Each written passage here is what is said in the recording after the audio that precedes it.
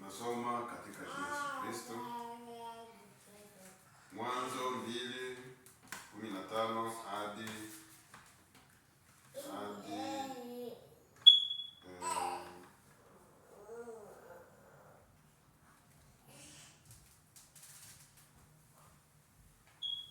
20. Mwanzo 2:15 hadi 20. Biblia inasema, Bwana Mungu akamtoa huyo mtu akamweka katika bustani ya Edeni ailime na kuitunza.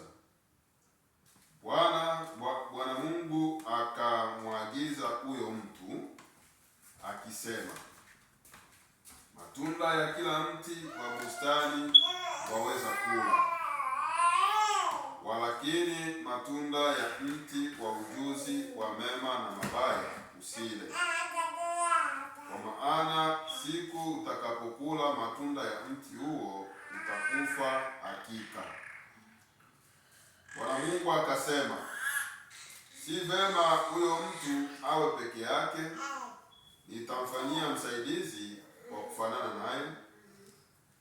Bwana Mungu akafanyiza kutoka katika ardhi kila mnyama wa msituni na kila ndege wa angani, akamletea Adamu ili aone atawahitaji kila kiumbe hai jina alilokiita Adamu likawa ndilo jina lake. Adamu akawapa majina yao kila mnyama wa kufugwa na ndege wa angani lakini hakuonekana wa kumsaidia Adamu aliyefanana naye. Mungu wetu Baba mpenzi, nashukuru kwa usomi wa neno. Basi karibu kaneni nasi katika asubuhi ya leo. Tunajikabidhi mikononi mwako. Roho Mtakatifu katufundishe katika asubuhi ya leo kupitia nabii. Kwa jina la Yesu Kristo tunaomba. Amen.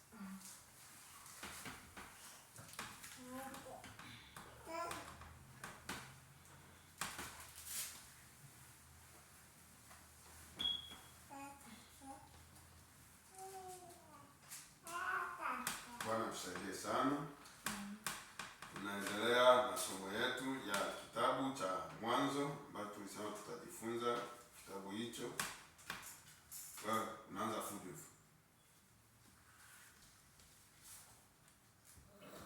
Tumetoka kusikia hapa habari za Yesu au Mungu ambaye alikuwa tangu uumbaji kule katika mwanzo akafunulia manabii wake. Mtoe hapa.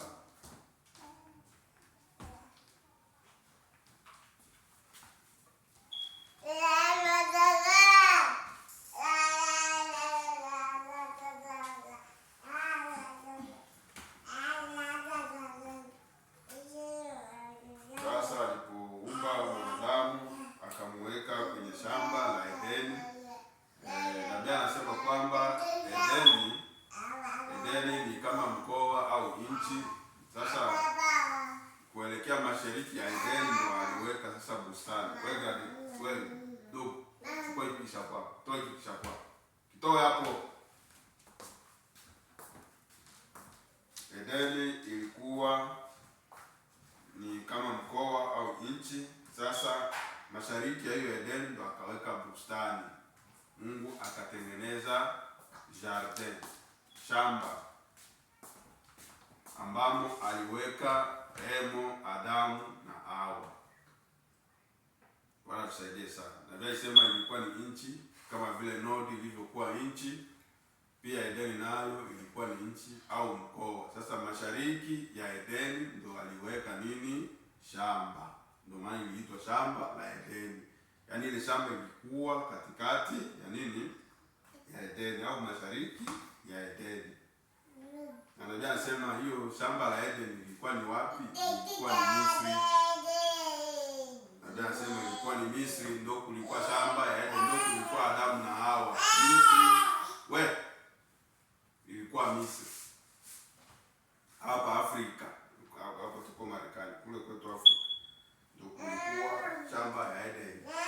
Sio eti ilikuwa Uarabuni kama kitu tulikuwa tunasikia zamani eti shamba la Edeni ilikuwa Uarabuni kwa Waarabu kule Iraki kama Palestina, kama Pakistani kule Bongo. Bwana anasema ilikuwa Misri, Egypte ndio kulikuwa shamba la Edeni. Ndio kwenye Adamu na Hawa walikuwa, asema nabii. Bwana tusaidie sana. Lakini Biblia haijaandika tu. Hii ni mafunuo sasa ya mihuri saba inaanza fungua kila kitu. Nabii ndo anasema hivyo.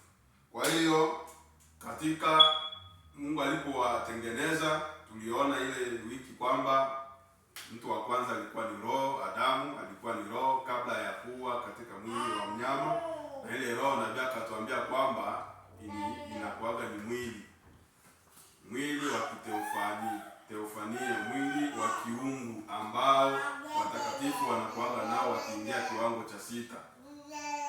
Ndio ambao Adamu alikuwa nao kule mwanzoni, ile tumfanye mtu kwa mfano wetu. Sasa katika ile umbo ambayo Adamu alikuwa nayo, asingelikuwa na nguvu ama na uwezo wa kuchukua jembe kulima ardhi kama jinsi Biblia ilitoka kusema eti aitunze ile shamba, kwa sababu kwa kugusa jembe au mpanga ilibidi uwe na mwili wa udongo. Ndio mwili wa udongo ndio unaambatana na kushika shoka, jembe, mpanga, kisu na kadhalika. Kupe inatakiwa na mwili huu wa ardhi wa ulimwengu.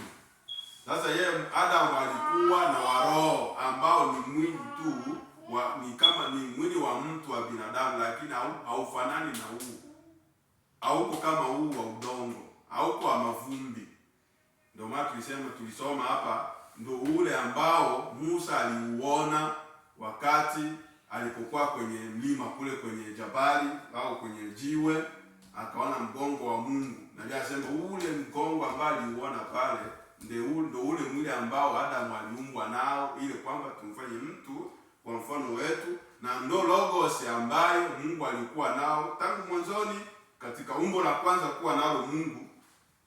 Na akasema kabla hajafika hapa, kabla hajachukua umbo hii ya mtu wa Galilaya, alikuwa na umbo jingine la kibinadamu kabla hajafika hapa, kabla hata hajafika hata kwa Ibrahimu. Akawa na ule umbo wa kibinadamu ambao uliitwa Theophani, na ndio ambao ulikuwa unafanana na nani? Na Adamu, ndio ambao kwenye Adamu alitoka. Tunasikia vizuri? Sasa Mungu ndio akafanyaje? Akaona huyo mtu kwa sababu iko katika roho, hata kama anatawala wanyama na kila kitu. Sasa ilikuwa natakiwa hii shamba hii au anailima na kuitunza. Mungu ndio akaimtengenezea nini? Udongo. Sawa? Akamtengenezea udongo, mwili mwingine, ili kwamba ule mwili wa roho ukae ndani ya ule mwili wa udongo. Ndio sasa sasa ambao anasema Bwana Mungu akamfanya huyo mtu akamweka sasa wapi? Mshamba. Vile Adam deja alikuwa shakuwa ndani ya nini? Ndani ya ule mwili wa udongo. Ile roho, ule mwili ambao ulikuwa wa kiroho wa kiungu ambao ulikuwa unatawala ndege ule, tayari ulikuwa ndani ya ule mwili wa udongo. Tunasikia? Sasa katika hilo mule mshamba la Edeni, Mungu akaweka miti. Mbustani ya Edeni akaweka miti. Alipoweka miti, aliweka mti wa uzima na mti wa mema na mabaya. Yaani kulikuwa miti mingine ya kawaida, lakini ambayo ilikuwa special ilikuwa ni hiyo miwili ya kipekee. Sasa ndipo Mungu akaanza toa sheria, akaambia siku ambayo utakaokula mti wa kujua mema na mabaya na nini utakufa. Ndio hapa ambapo tunakwenda kusikia. Sawa? Ngoja tusome nabii sasa. Tusikie nabii. Leo tutakwenda kujifunza miti miwili ambayo Bwana Mungu aliiweka mshamba la Edeni. Pia kama tutapata muda basi tutaona hata lengo la shetani kisa alikuwa nayo tangu mbinguni na hadi kisa alivyokuja kutawala hapa duniani na kuingia ndani ya watu. Akaanza kuingia ndani ya nyoka kwanza, kwa sababu ndio ilikuwa jambo la kwanza yeye kushawishi walimwengu hapa. Baada ya yeye kufukuzwa mbinguni, akaona ataenda wapi? Hata sasa niende nifanye nini? Nivuruge ile jamii ambayo Mungu aliiumba. Bila kawia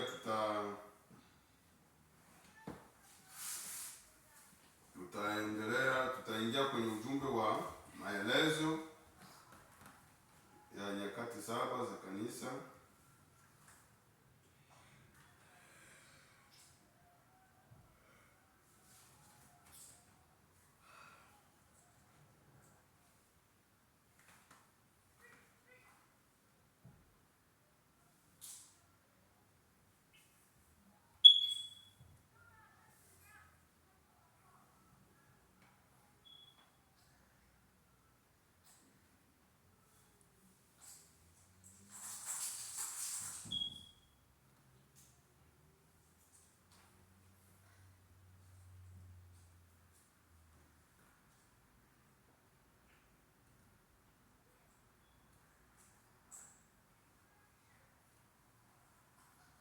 Tunaingia maelezo au kwenye wakati wa kanisa la Efeso.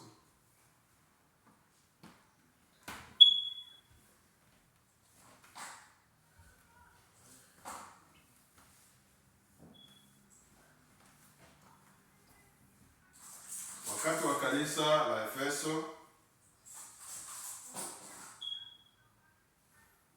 nabii anasema kwenye sawabu iliyoahidiwa, Ufunuo 2:7. Nabii anasema hivi: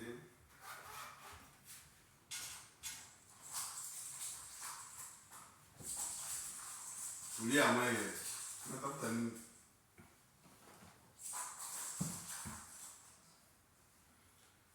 Ufunuo 2:7. Yeye ashindaye nitampa kula matunda ya mti wa uzima ulio katika bustani ya Mungu. Hii ndiyo thawabu ya wakati ujao kwa washindi wote wa nyakati zote. Wakati wito wa mwisho wa kupiga vita umetangazwa, wakati silaha zetu zimekwisha kuwekwa chini, ndipo tutakapopumzika katika bustani ya Mungu, na sehemu yetu itakuwa ni ule mti wa uzima milele. Bwana tusaidie sana. Yaani hapa ilianza mti wa uzima ulianza kusemwa mwanzo, pia katika Ufunuo unakuja kusema kwamba yule atakayeshinda ataweza kufanya nini? Kula matunda ya mti wa uzima. Pia mti wa uzima wa Bwana Mungu ambao aliuweka katika shamba lake. Hiyo ni ahadi ya kila mshindi ambaye atakayeshinda. Nabii anasema ni kwa nyakati zote, kuanzia Efeso hadi Laodikia. Yule atakayekuwa mshindi, haya ndio matokeo au thawabu ambayo atakayopewa, zawadi atakayopewa. Mti wa uzima. Je, huo si msemo unaopendeza? Umetajwa mara 3 katika kitabu cha Mwanzo na mara 3 katika kitabu cha Ufunuo. Katika sehemu zote 6 ni mti ule na unaonyesha kwa mfano kitu kile kile. Tufuate vizuri, sitaki kelele. Wewe andika vizuri. Nabii hapa anasema kwamba mti wa uzima umetajwa mara 3 katika kitabu cha Mwanzo. Ukisoma Mwanzo unatajwa mara 3. Na mara 3 katika kitabu cha Ufunuo. Katika sehemu zote 6 ni mti ule na unaonyesha kwa mfano kitu kile kile. Nabii anasema huu mti wa uzima, jinsi ulivyokuwa unamaanisha katika kitabu cha Mwanzo, ndio jinsi ambavyo unavyomaanisha kitabu cha Ufunuo. Ni mti ule wa uzima. Wewe unaanza kelele hivyo, nitakufukuza hapa. Ipo siku hautakuwa na ingia mbibani. Uendelee kuweka fujo hivyo, utaisha na lote.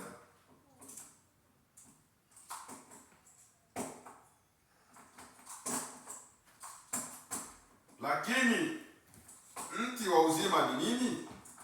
Tunakwenda kuona sasa jinsi Mungu alivyokwenda kusema katika kitabu cha Mwanzo. Alisema kwamba Mungu alikuwa ameweka mti wa uzima na mti wa kujua mema na mabaya, au mti wa maarifa. Branham anaanza kuuliza sasa, je, mti wa uzima ni nini? Lakini mti wa uzima ni nini? Vema. Kwanza kabisa imetupasa kujua mti wenyewe unawakilisha nini. Katika Hesabu 24:6. Ngoja tusome Hesabu. Biblia ituambie kama mti katika Biblia inamaanisha nini. Hesabu. Mwenye anatuingiza mu Biblia ni nabii. Sio mtu wa kuchomoa venye anataka. Hapana. Branham ndo anatutuma hapo kwamba twende tusome Hesabu 24:6.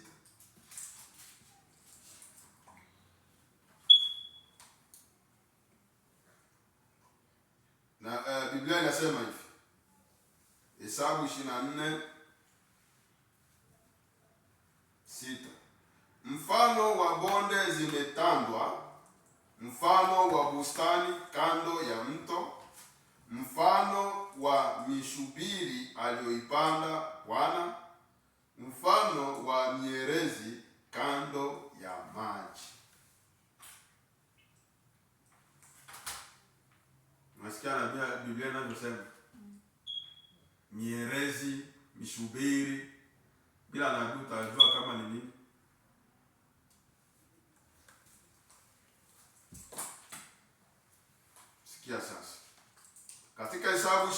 6. Kama vile Balaamu alivyotoa sifa za Israeli, yeye alisema walikuwa mfano wa mishubiri aliyoipanda Bwana. Miti katika Biblia nzima inanena juu ya watu.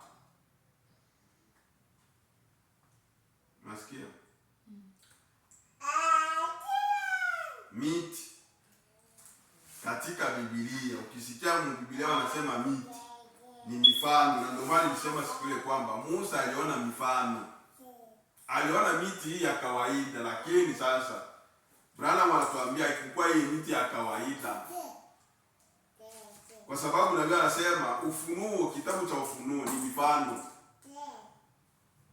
Ni mifano yote, kuanzia mwanzo hadi mwisho ni mifano. Kwa hiyo wapanda farasi wanani wote wenye aliwaona Yohana, yote ilikuwa ni mifano. Nabii anasema miti, ukisikia miti katika Biblia wanaongelea kuhusu mti. Jua kwamba deja ni mtu mwenye anasema. Kwa sababu Yohana naye alisema vile. Shoka limewekwa chini ya nini, ya shina ya mti ili kukatwa, na mti wote usipozaa matunda utafanya nini? Utakatwa. Na vile, yaani ukisikia ile vile ni inamaanisha kwamba ni mtu au watu. Ndio Nabii anayosema. Sawa? Kwa hiyo tunaanza jua kwamba hapa hivi tuko mti wa uzima na mti wa mema na mabaya. Deja tunaanza sikia pale kwamba ni watu.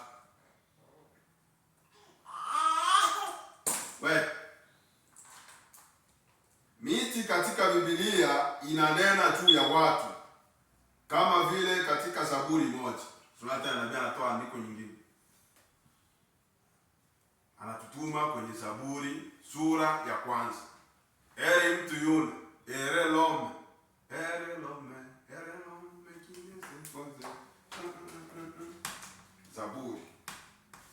Zaburi 1. Branham ndo anatutuma. Hapana mtu wa kuchukua Biblia andiko anachukua venye anataka yeye. Hapana. Tunaingia Biblia hadi pale Branham anapokwenda kutuambia kwamba chukua andiko fulani. Kwa sababu yeye ndio alipewa mamlaka ya kufasiri ili neno. Kufasiri huja kwa nabii. Mungu ndo anampatia nabii. Zaburi 1 inasema hivi. Usikie Biblia inavyosema hapa.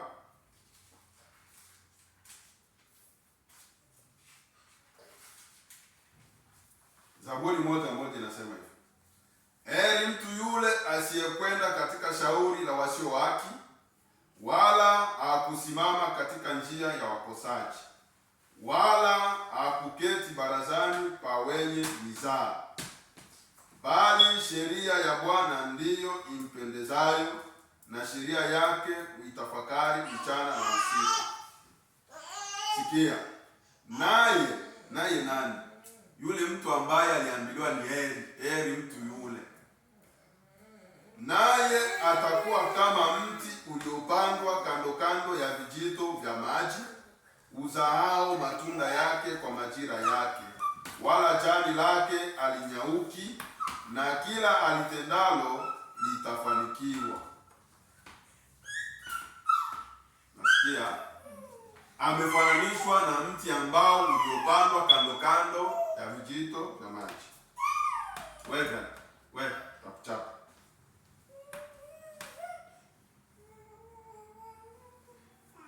Hivyo basi mti wa uzima hauna budi kuwa ni mtu wa uzima. Nasikia? Kwa hiyo ukisikia mti wa uzima inamaanisha mtu wa uzima. Branham anasema na huyo ni Yesu. Unasikia? Ndio maana Musa aliona mfano. Aliona mfano mti ule. Mtu wa mema na mabaya ule pale. Adamu ule, nyoka ule, shamba ile, mifano. Branham anaanza kutuambia sasa ukweli wa halisia, kwa sababu ni vyote vilikuwa vimefungwa. Ule mti wa uzima alikuwa ni mtu wa uzima ambaye ni nani?